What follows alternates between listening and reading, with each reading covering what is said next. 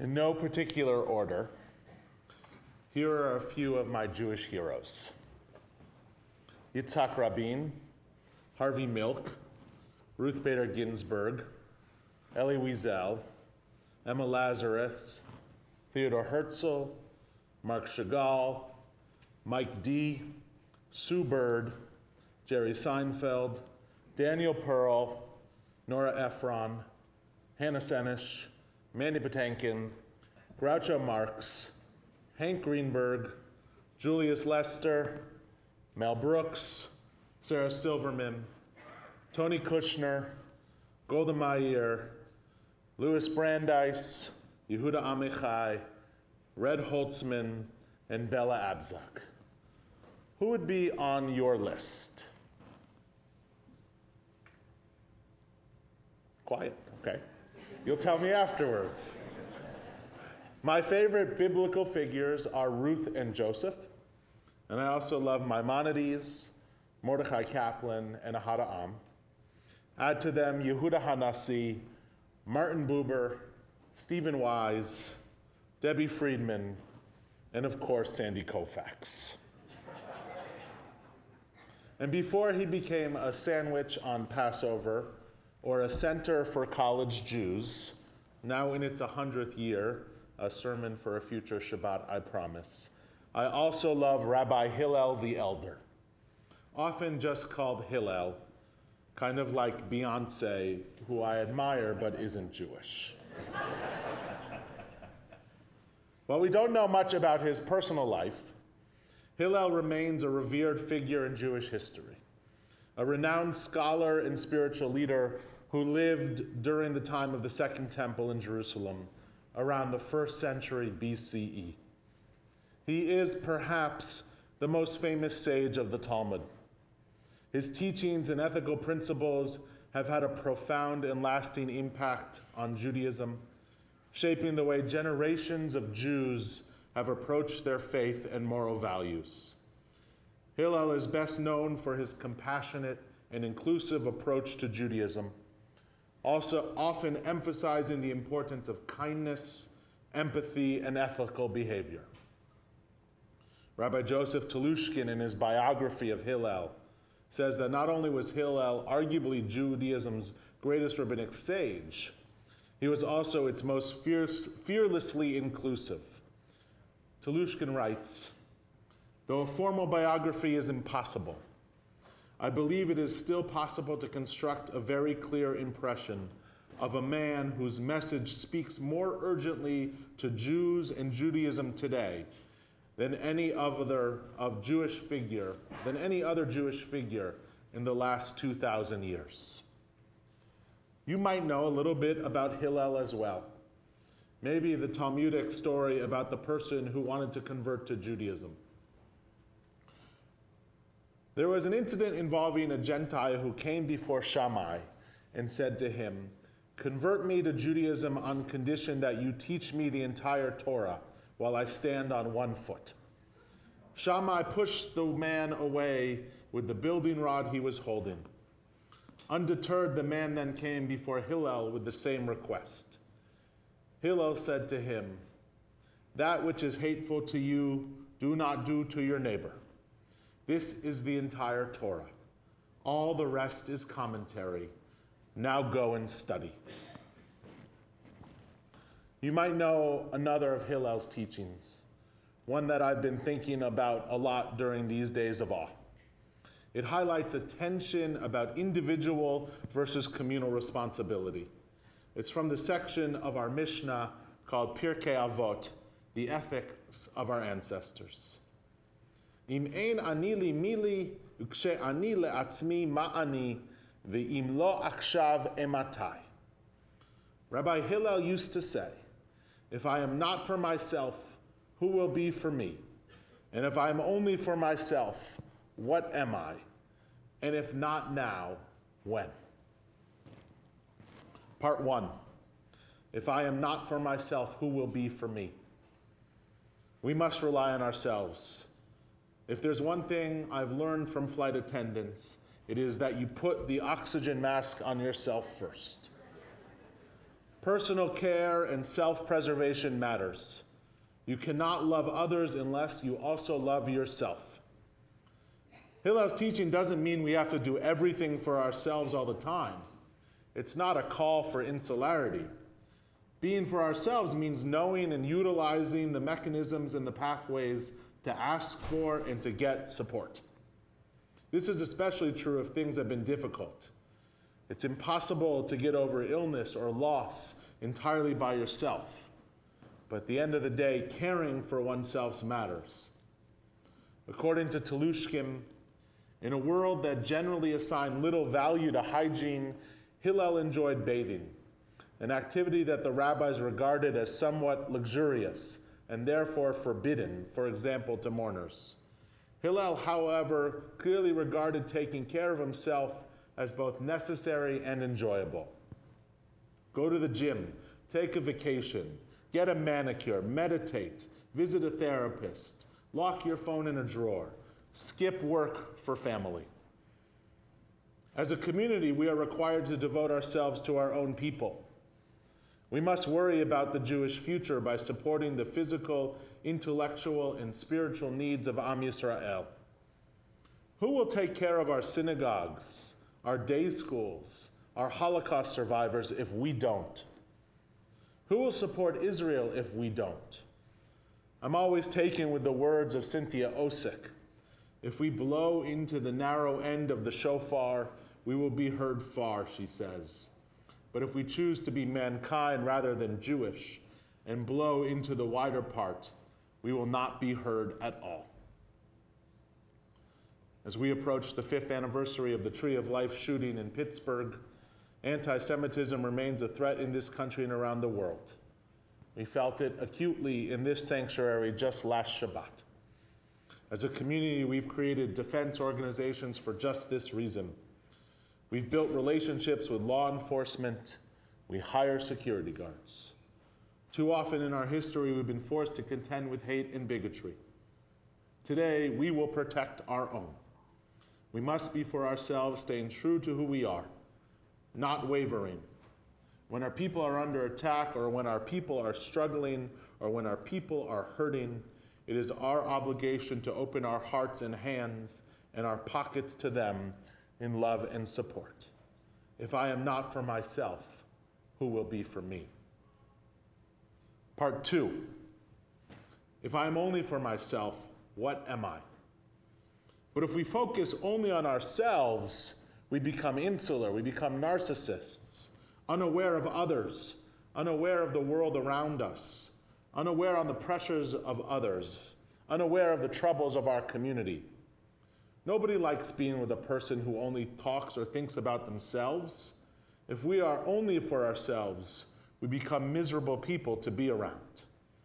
An essential component of Judaism is that as individuals, we help make a whole. Think about our ritual. We need witnesses for the ketubah. We need a minyan for Kaddish. We need others to offer the blessing before reading Torah. We are each part of something bigger.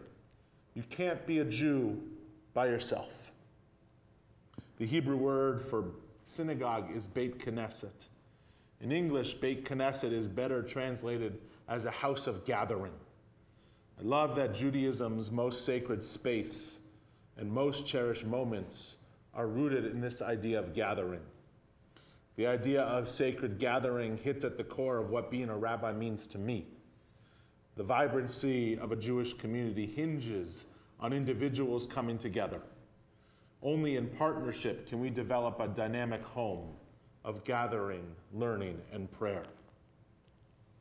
Hillel's teaching, of course, goes beyond our Jewish brothers and sisters as well.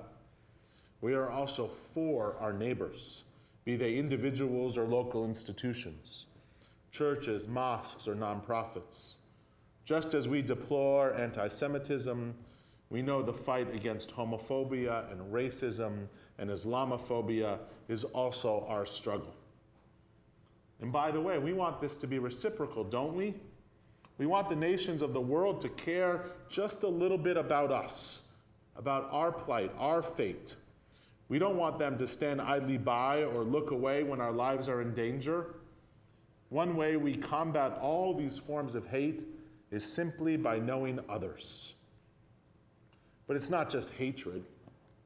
Hillel's message extends to the pressing issues of the day: access to the ballot box, environmental responsibility, early education, affordable housing. We need to be for others. This is why we have an interfaith organizing network here at Beth Am. This is why we volunteer at Hope's Corner and CSA and the Ecumenical Hunger Program. This is why on Sukkot, we're having a Shabbat with a Half Moon Bay organization that works with farm workers.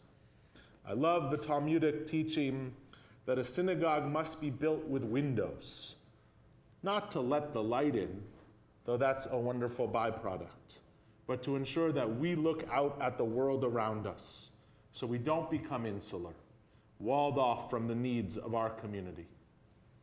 Leonard Fine, who devoted his career advocating for social justice rights, wrote, "I like to think that Rabbi Hillel was a savvy teacher and knew precisely what he was saying.